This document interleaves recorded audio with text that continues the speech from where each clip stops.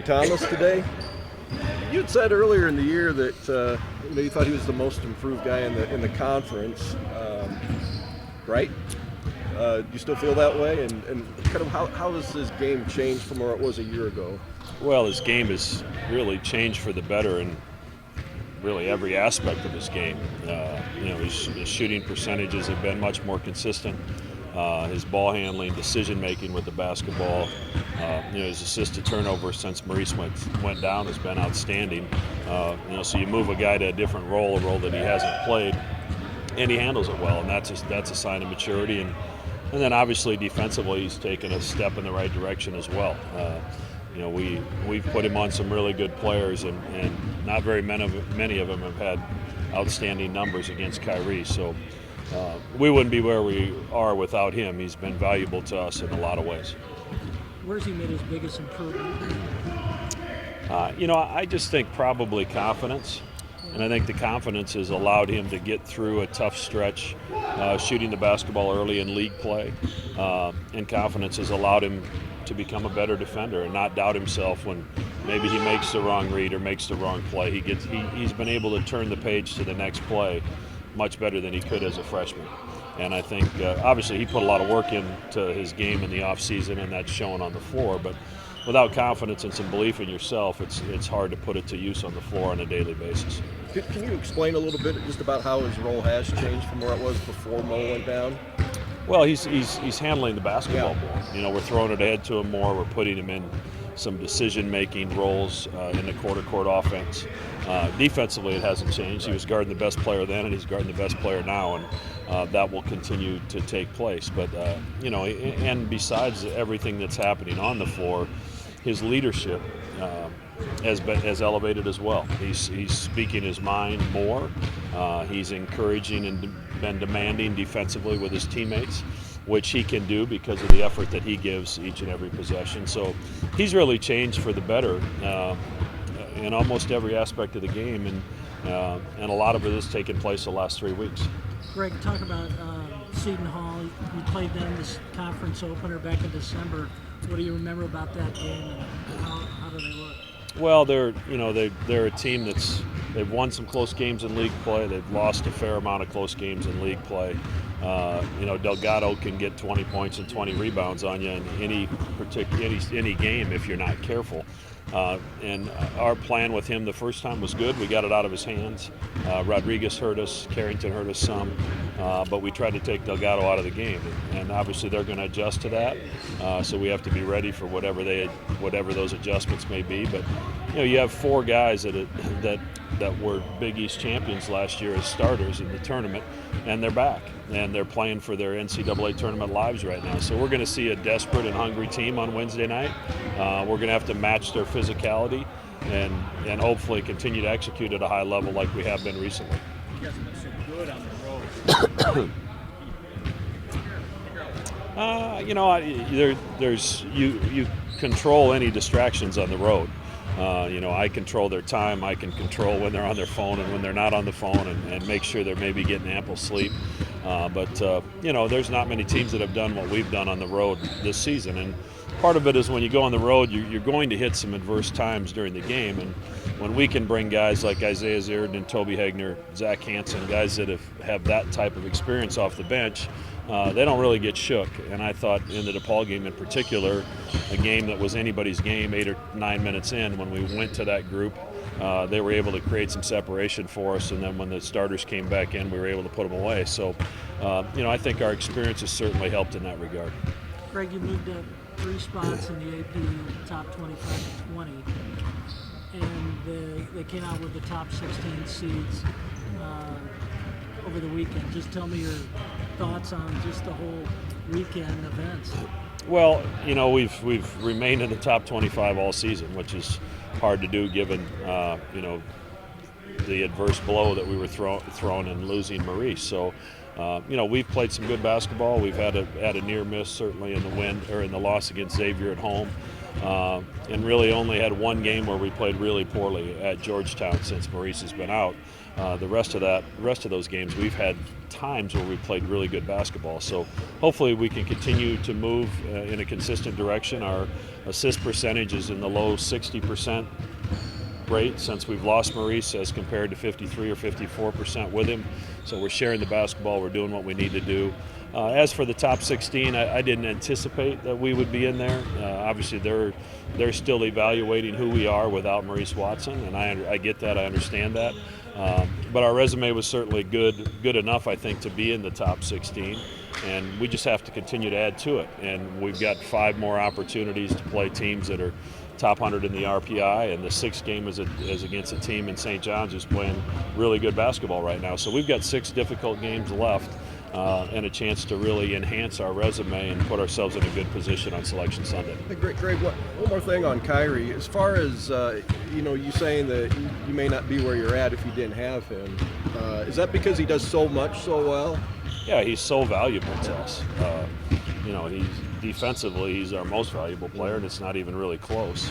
But what he's been able to do, as a basketball player on the offensive end of the floor since we've lost Maurice, has been really important to us. He's elevated his game and moved his game forward, as have many of the other guys.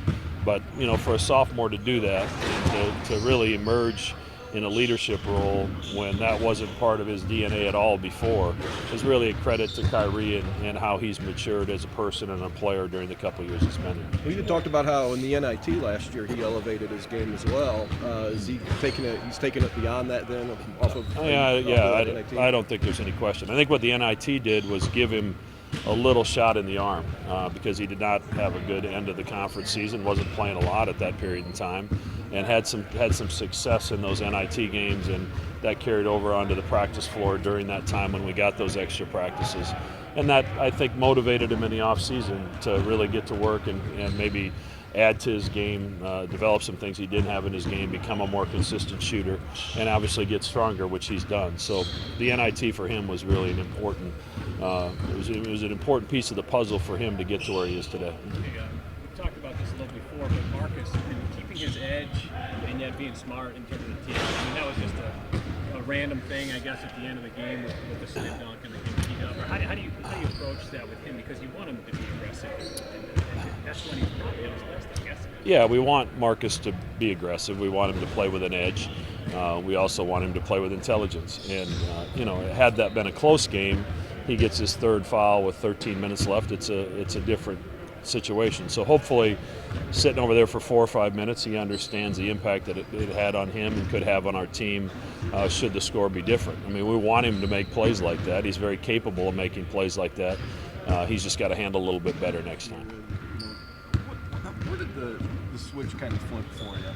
I honestly don't know. I really didn't, pay attention to it until a couple people sent me little articles and stuff. But probably when Mo Watson got hurt a little bit, those were kind of step-up games that I needed to have. He kind of spoke to me we talked a little bit. He spoke to me about that, and then D-Rock talked to me about it as well. And that was kind of it. It was you need to step up no matter what. We don't care if you're going through a drought or this and that. You need to step up and do it all. I was all right. Even before he got hurt, you were, McDermott was saying that you're probably the most improved player in the Big East compared to where you were a year ago. I mean, what, from that bigger picture look, what's been the difference between last year and this year? Just playing hard. I watched a little bit of film on myself. In some games, I take plays off. And you probably won't notice, but I think I take plays off. D-Rock, he kind of points it out, why are you so sluggish right here? And then he's like, you need to start playing a lot harder. So, I started playing harder, and the numbers, everything works in his favor for me. Was there anything in the offseason that you did? I mean, your free throw percentage is way up. Oh, yeah. I definitely worked on that every day. Just shooting free throws, getting comfortable, relaxing, and just shooting with confidence. You're playing Seton Hall coming up. That was your conference opener. What'd you learn from the first time you played them? They're tough. They're a very good offensive rebounding team, especially with Delgado and Rodriguez. They're both big, strong, physical guys. So first time we kind of handled our business. So we playing them again at their place. So we got to really take care of business there. They say you're the most improved player in the Big East Conference. What do you think of that? I try not to get too big-headed, and I know I got a lot more room for improvement. I always can get better, with any little thing that I do. So I don't try to, take that, to the head and all.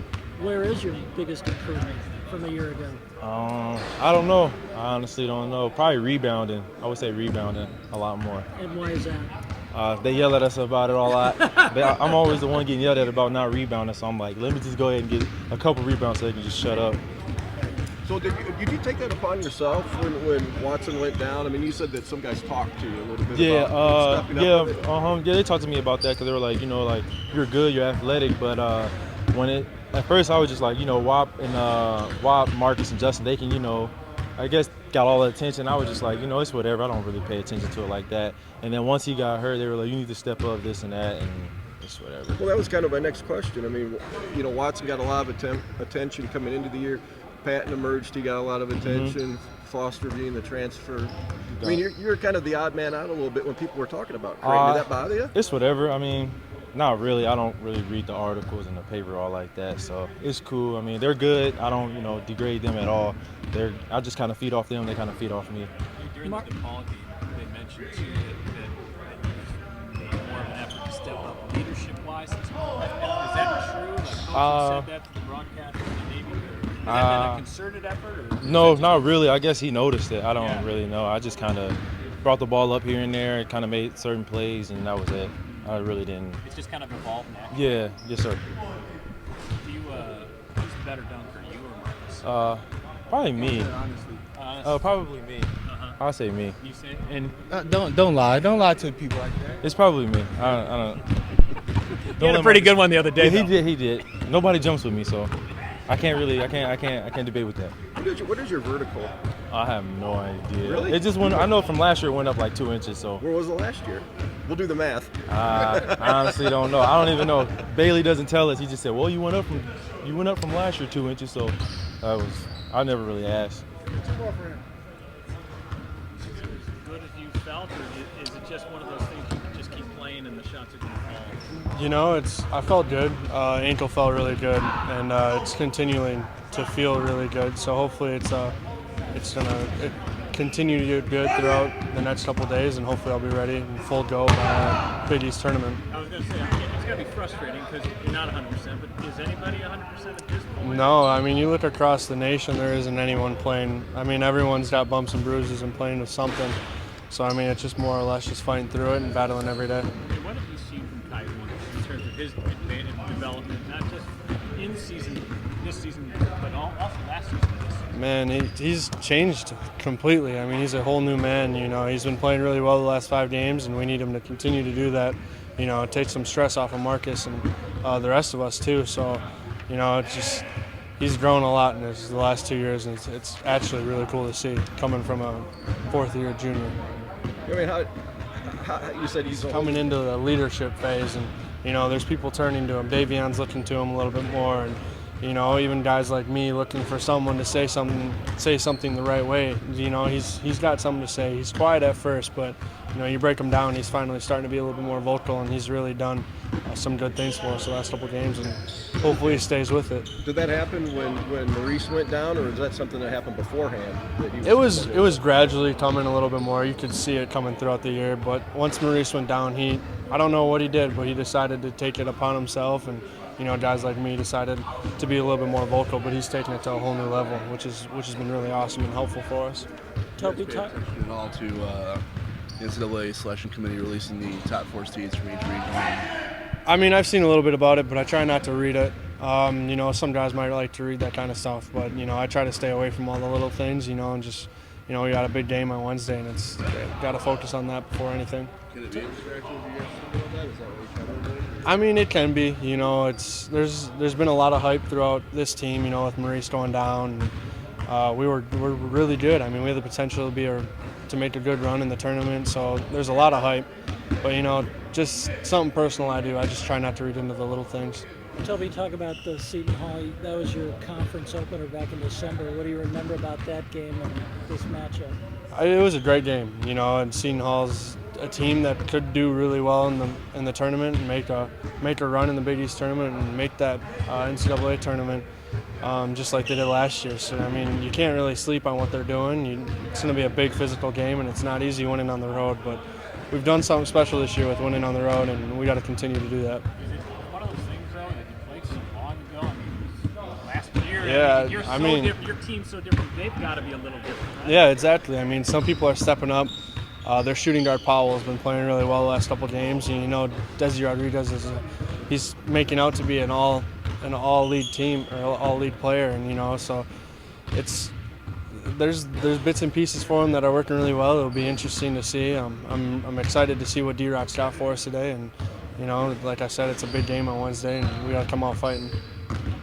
Mentality is such a big thing. You talked about Khyri's and how he's had to change with a new infusion of new guys into the starting lineup. Maybe the shots weren't falling, your injury.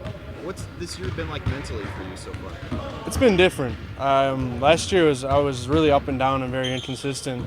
But this year I really took it upon myself to quit thinking, and it's definitely paid off throughout the first half of the season. And I got injured. It took it upon myself that it was a little setback, but I decided to come back stronger, and I got to thank Ben. He's been doing wonders, with treatments and icing every day, and he's getting me right, and hopefully I'll be 100% by the time the tournament rolls around.